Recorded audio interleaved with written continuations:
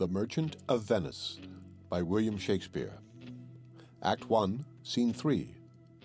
Venice, a public place. Enter Bassanio and Shylock. Shylock speaks. 3,000 ducats. Well. Aye, sir, for 3 months. For 3 months. Well. For the which, as I told you, Antonio shall be bound. Antonio shall become bound. Well. May you stead me? Will you pleasure me? Shall I know your answer? 3,000 ducats for 3 months, and Antonio bound. Your answer to that? Antonio is a good man. Have you heard any imputation to the contrary? Oh, no. My meaning in saying he is a good man is to have you understand me that he is sufficient. Yet his means are in supposition. He hath an argosy bound to Tripolis, another to the Indies. I understand, moreover, upon the Rialto, he hath a third at Mexico, a fourth for England, and other ventures he hath squandered abroad. But ships are but boards, sailors but men. There be land rats and water thieves and land thieves, I mean pirates, and then there is the peril of waters, winds, and rocks. The man is, notwithstanding, sufficient. 3,000 ducats. I think I may take his bond. Be assured you may. Oh, I will be assured I may. And what that I may be assured I will bethink me. May I speak with Antonio? If it please you to dine with us. Yes, to smell pork, to eat of the habitation which your prophet the Nazarite conjured the devil into.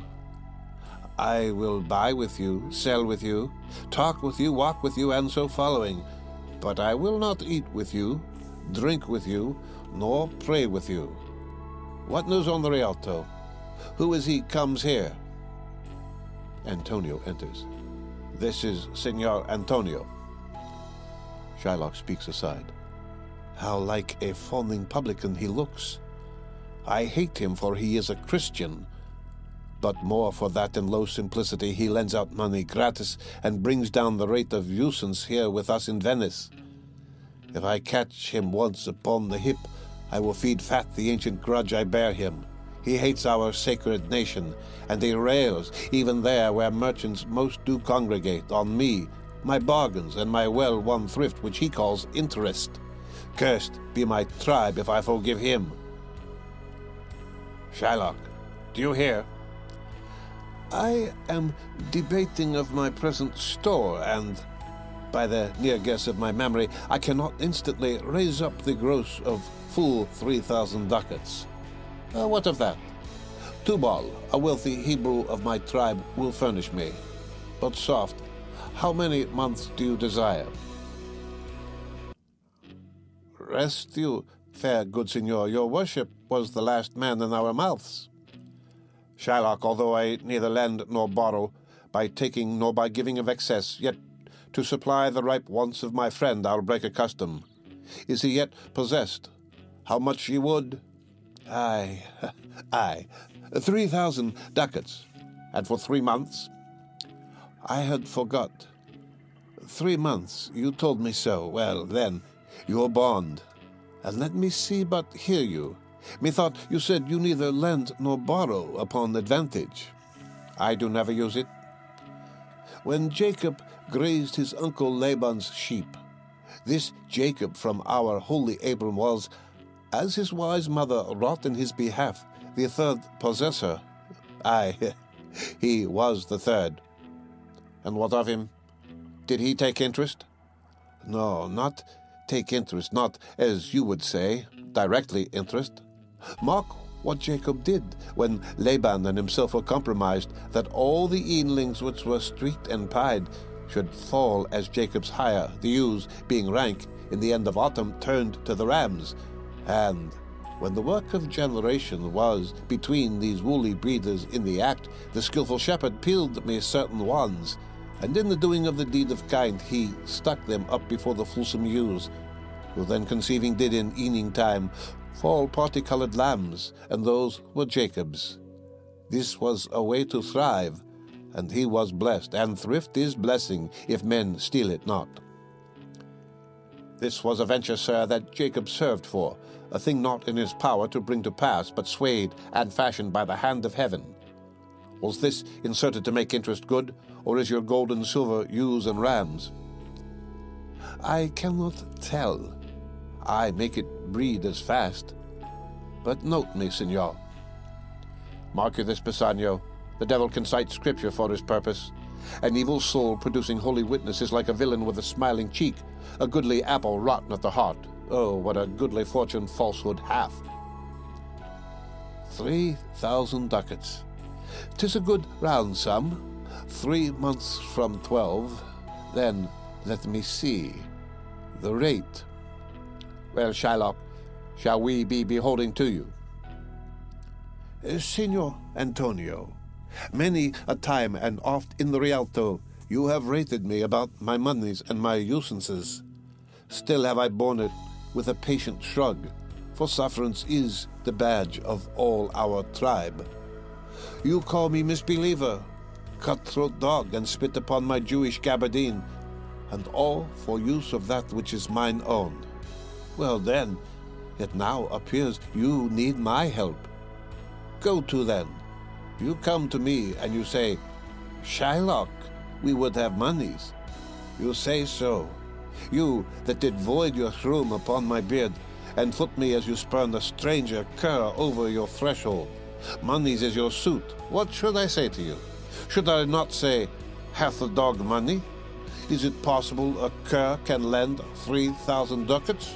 Or shall I bend low and in a bondsman's key with bated breath and whispering humbleness say this? Fair sir, you spit on me on Wednesday last. You spurned me such a day another time. You called me dog, and for these courtesies I'll lend you thus much monies? I mislike to call thee so again, to spit on thee again, to spurn thee too. If thou wilt lend this money, lend it not as to thy friends, for when did friendship take a breed for barren metal of his friend? But lend it rather to thine enemy, who if he break, thou mayest with better face exact the penalty. Why, look you, how you storm. I would be friends with you and have your love. Forget the shames that you have stained me with. Supply your present wants, and take no dote of usances for my money, and you'll not hear me. This is kind I offer. This were kindness. This kindness will I show. Go with me to a notary. Seal me there your single bond, and in a merry sport, if you repay me not on such a day and such a place, such sum or sums as are expressed in the condition, let the forfeit be nominated for an equal pound of your fair flesh, to be cut off and taken in what part of your body pleaseth me. Content, i' faith. I'll seal to such a bond, and say there is much kindness in the Jew. You shall not seal to such a bond for me. I'll rather dwell on my necessity. Why, fear not, man, I will not forfeit it. Within these 2 months, that's a month before this bond expires, I do expect return of thrice 3 times the value of this bond. Oh, Father Abram, what these Christians are whose own hard dealings teaches them suspect the thoughts of others. Pray you, tell me this. If he should break his day, what should I gain by the exaction of the forfeiture? A pound of man's flesh taken from a man is not so estimable, profitable, neither as flesh of muttons, beefs, or goats, I say. To by his favor I extend this friendship. If he will take it, so. If not, adieu. And for my love, I pray you, wrong me not. Yes, Shylock, I will seal unto this bond.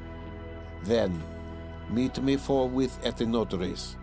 Give him direction for this merry bond, and I will go and pursue the ducat straight.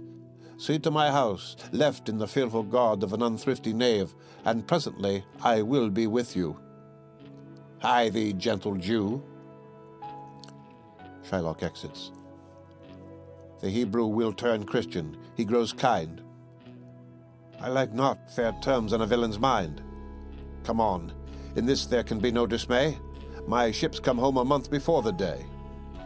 They exit. The end of Act 1, Scene 3 of The Merchant of Venice. Read by Rick Kiss.